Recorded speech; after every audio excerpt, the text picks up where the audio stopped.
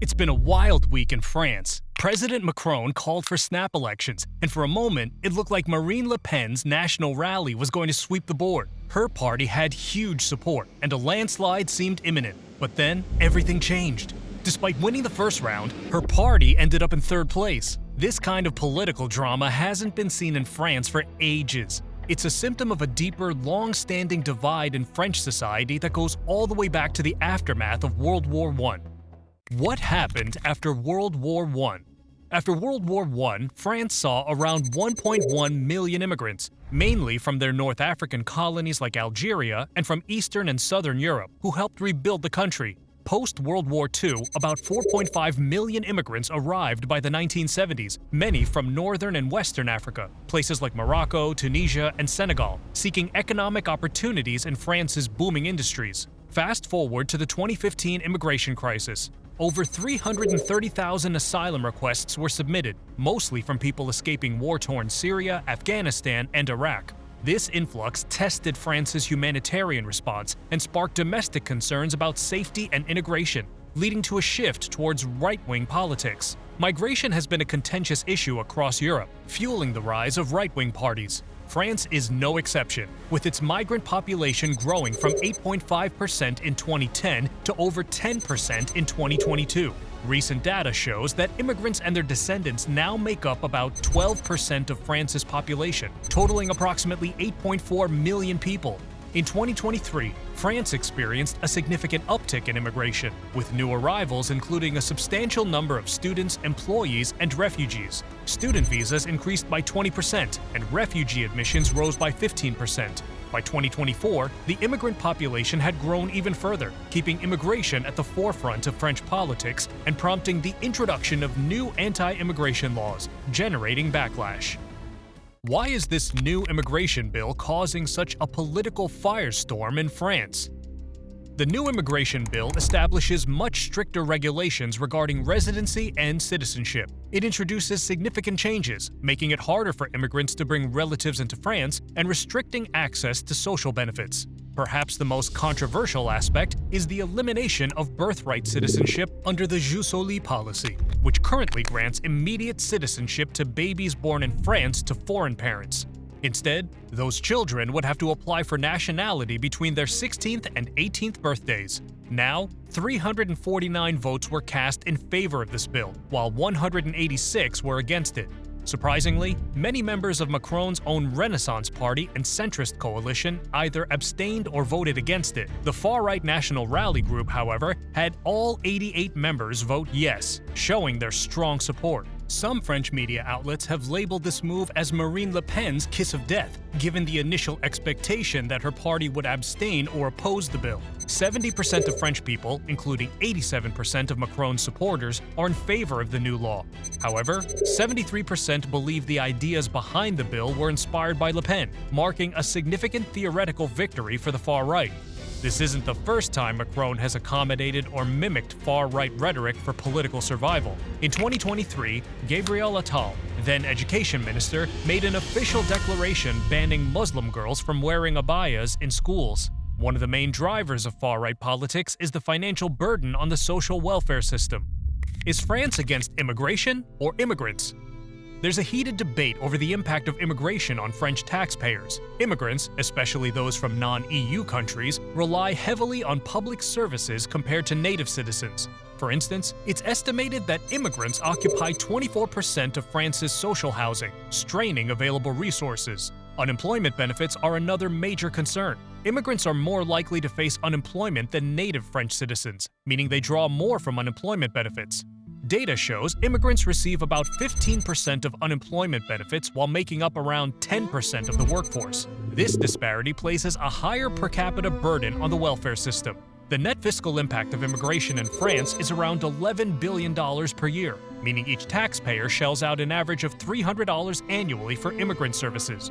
Despite this financial burden, crime rates have surged. In 2023, there were approximately 384,100 violent crimes, a significant increase from the previous year's 353,600 offenses. In a TV address, Macron pointed the finger at foreigners for over half of Paris's offenses.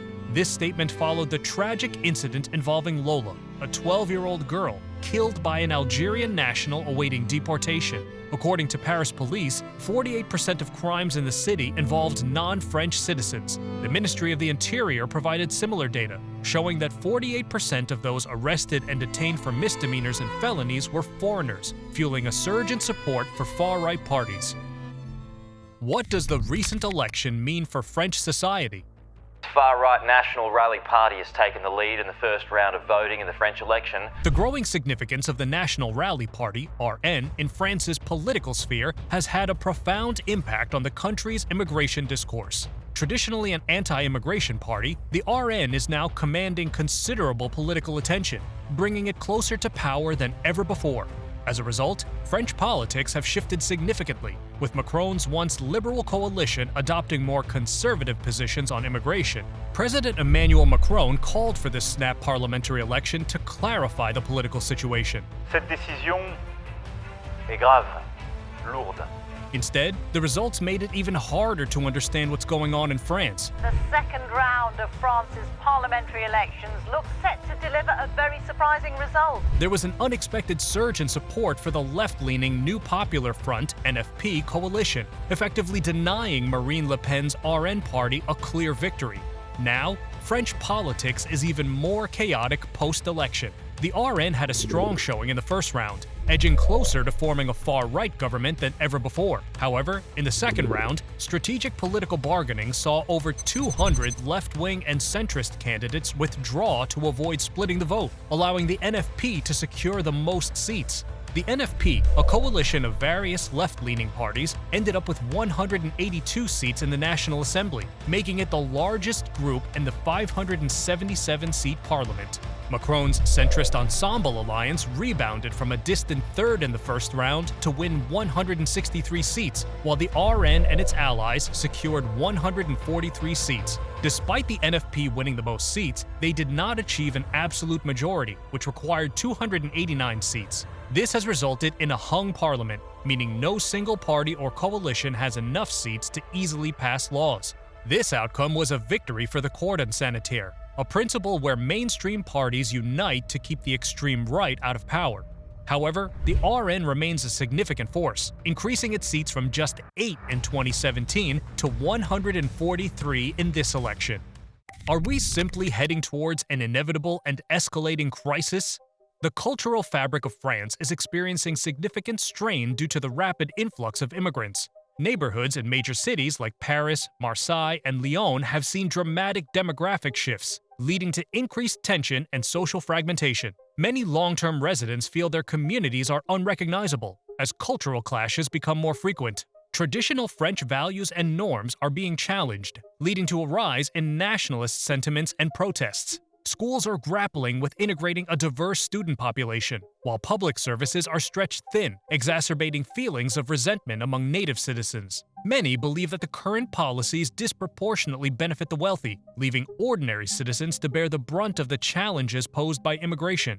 Critics argue that justifying immigration for cheap labor is not valid, as it primarily benefits the rich, while regular people see little economic advantage.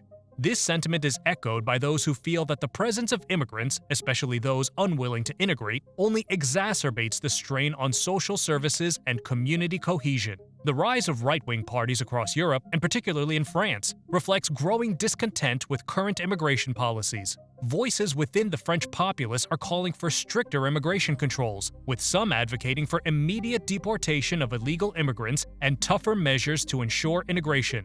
The debate over immigration continues to polarize society, raising questions about the future of multiculturalism and the ability of countries to maintain social harmony in the face of rapid demographic changes. Will this hung parliament help to push for radical changes against immigration, or will France continue to go on Sweden's path?